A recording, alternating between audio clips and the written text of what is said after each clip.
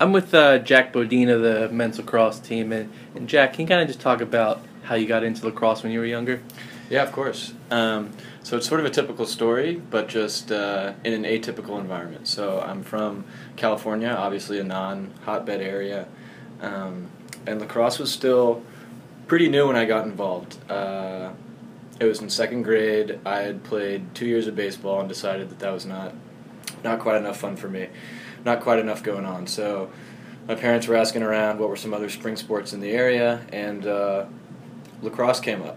So I went and tried that, and it turned out, to be awesome. It was so much more fast-paced, a great combination of like soccer, basketball, and football, and from then it sort of took off. That was the youngest age that I could play. There was only one team of second graders, and from second grade until fourth grade, we had no one else to play because there were no other teams in the area. So it was mostly just practicing and scrimmaging ourselves. But I stuck with it because I enjoyed it, and I knew that once I made it to that fifth grade level, there were going to be some other teams to play, and the competition was going to increase. And it was really exciting, and I enjoyed it a lot. So who were some of your major influences when you were just getting into lacrosse?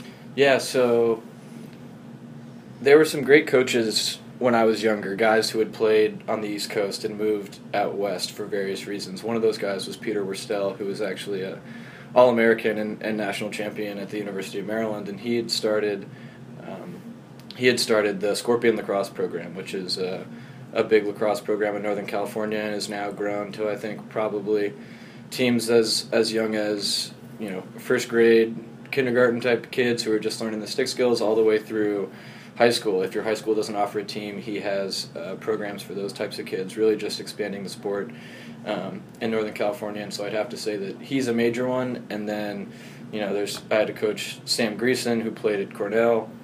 And there's actually enough talented coaches out in Northern California where the Scorpion program can say that you can't coach an A-level team unless you yourself played in college.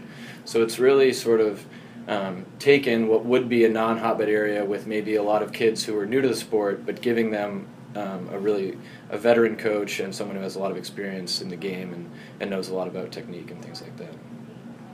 And then when you were in high school and trying to balance academics and your lacrosse career, what was that kind of transition like?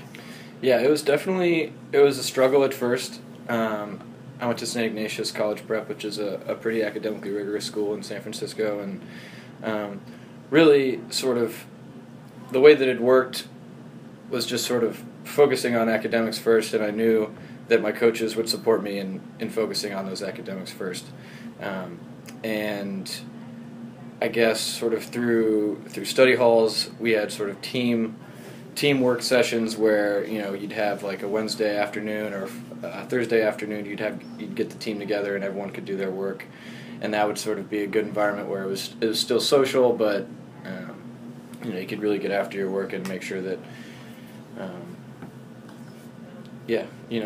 that things were going to get done before the playing happened. And if your grades weren't up to par, then you couldn't play. I think you had to have at least a B average if you wanted to see the field, and there were many guys throughout my high school career who would have to sit out a game until they got that one class's grade up or something like that. So I think the emphasis was in the right place on academics, and we worked as a team to sort of make sure that guys stayed where they needed to be above that B average. And then when you were wrapping up your high school career and looking at colleges, what attracted you to Haverford?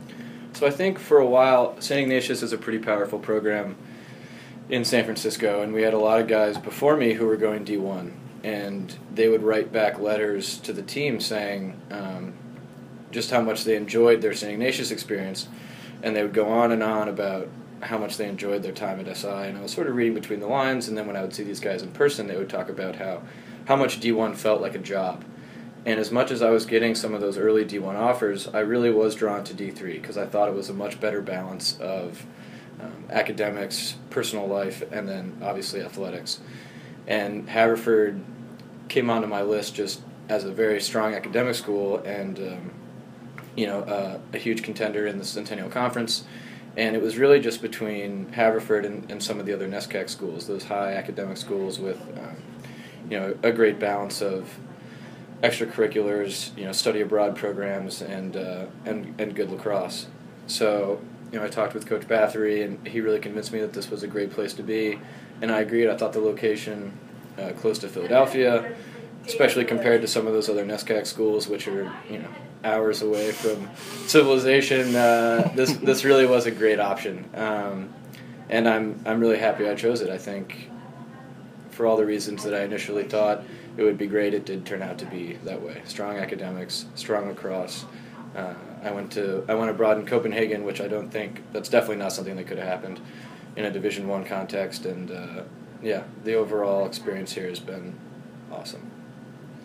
And then as you look back on your 4 years here, what has been a favorite moment of yours that not necessarily hasn't been on the field, but just being around the campus? I'd have to say it's, as much as it is the field and being out there with those guys, it's really hanging out with those guys off the field, because I think those bonds and the friendships that we've built here have really turned into great friendships off the field. And when we're all together, maybe it be at a team dinner or after a win and we're all hanging out, I really think that that's just when sort of you get to see the real side of folks, and those friendships really can be made. And so I think most positive memories come from those friends and those teammates and us hanging out all together. And then last year you came back from an injury. You only played in 9 games. What was that like last year, having to battle back from injuries? Yeah, that was tough. It was sort of, I've had collarbone issues for a while. I broke my collarbone my freshman year and made it back for the last 7 games of the season, and then last year ended up breaking that same collarbone after playing the first 9 games. So I missed. It was tough being on the sidelines. I missed the last couple games of the year, and so I really had to sort of switch that role and be more of like a player coach in that sense. But I think it did give me some perspective in terms of moving into this year about team dynamics, how some of the kids on my team function best and the best ways to motivate them. And now as a captain, I think I'm using some of those things that I learned to really motivate them in new and different ways. And I'm really seeing a change in some of those guys, and their games are really elevating, and they're getting better. And so as much as it was really horrible to be on the sidelines and not be able to get in those games and make a difference, I feel like now I'm really being able to do that. I'm taking what I learned and using it this year, and now that I'm back on the field, it's sort of the best of both worlds, and so maybe it was a little bit of a blessing in disguise there. What does it mean to you to be a captain? Well, it's a great honor. I was so happy when my fellow players voted me into that role. I'd been on leadership council since freshman year, but that's more of, it's as much as it is a leadership role for my grade. It's really just for that grade. You only represent the fellow kids in your class, but to represent an entire team, especially at a place like Haverford and a Haverford team with such great traditions, it's pretty humbling. I really do feel like it's a great honor, and it motivates me every day to work harder and work hard on the field, in the classroom, and in the weight room. There's a great line of Haverford captains, and I want to make sure that we continue to have success. And it's a great honor. And then as we wrap up, your senior season, I guess one final question would be, what are your plans after college? So as much as I've enjoyed my time on the East Coast, I think I am a California boy at heart. And so I'm definitely going to head back to the West Coast, probably San Francisco. And I'm going to try and work in design. Ever since going abroad in Copenhagen, I've had a passion for design.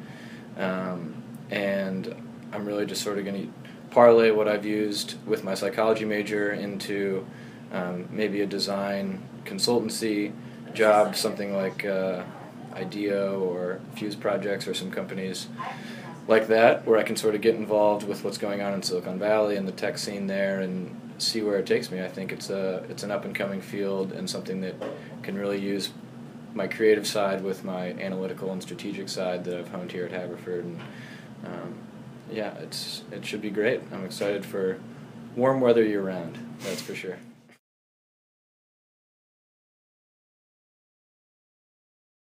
I'm here with Geoff Geppert of the Haverford men's lacrosse team. And Geoff, can you kind of just talk about how you got into the lacrosse when you were younger? Yeah, I actually started playing lacrosse when I was 10 years old. My uncle played football at Dickinson, and he played on the club lacrosse team there.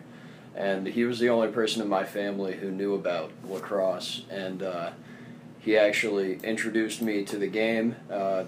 He bought the first stick that I ever had for me, and from then on I enjoyed the game, and I started playing in an organized team in 3rd grade in Cincinnati, Ohio, on the Blue Jays club team.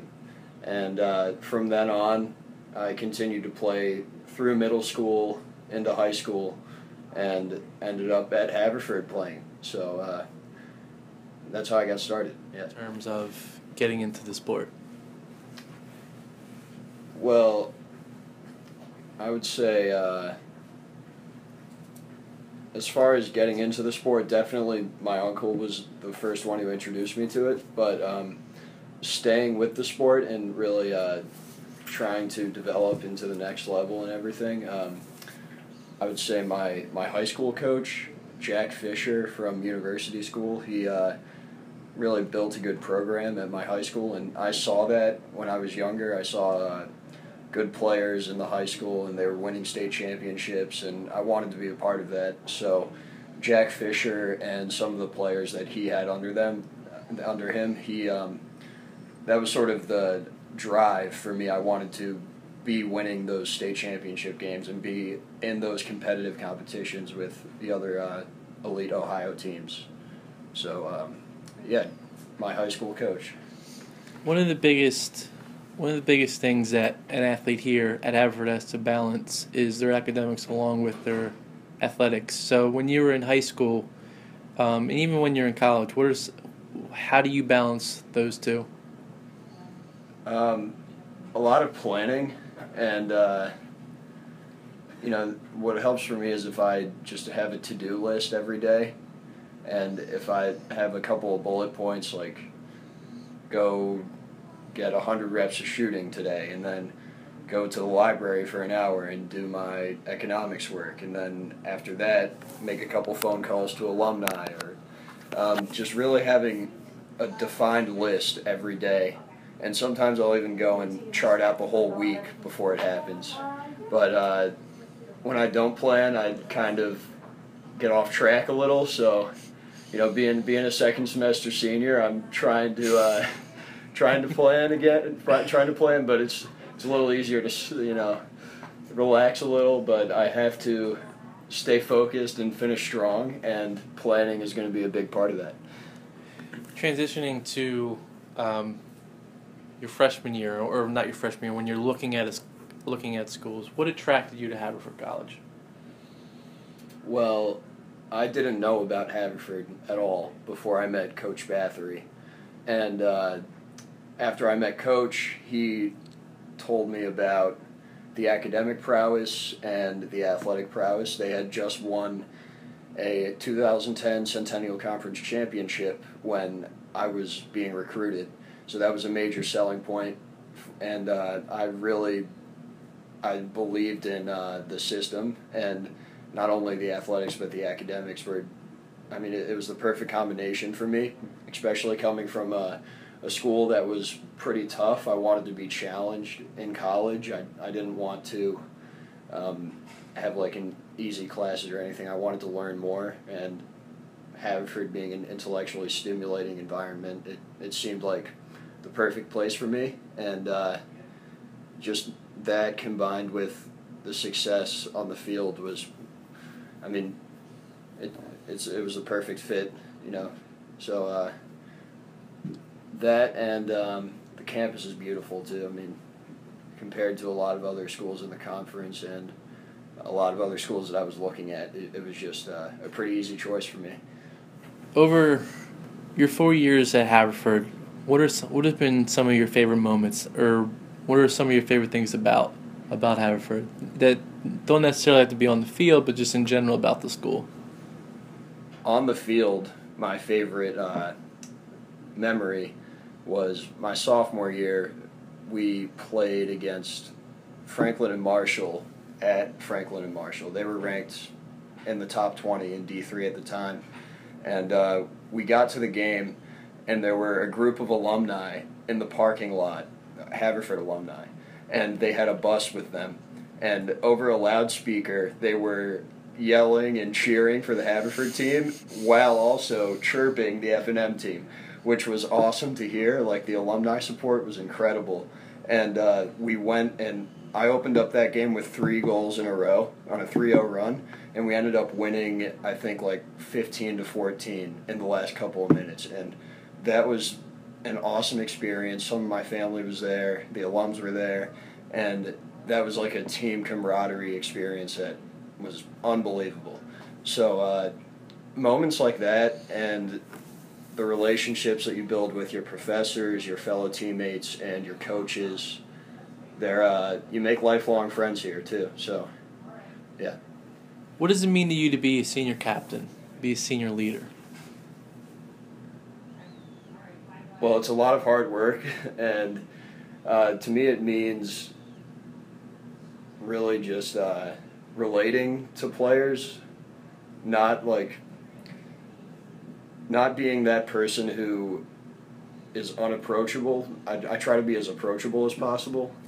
It also means to me that there can never be a second where I'm off my game. I have to be on at all times, and that means vocal on the field, leading on the field, and on the sideline too, being vocal to players. But then, for example, like this past morning, I had a conversation with a freshman about how he can get more playing time and how he could better himself in the classroom.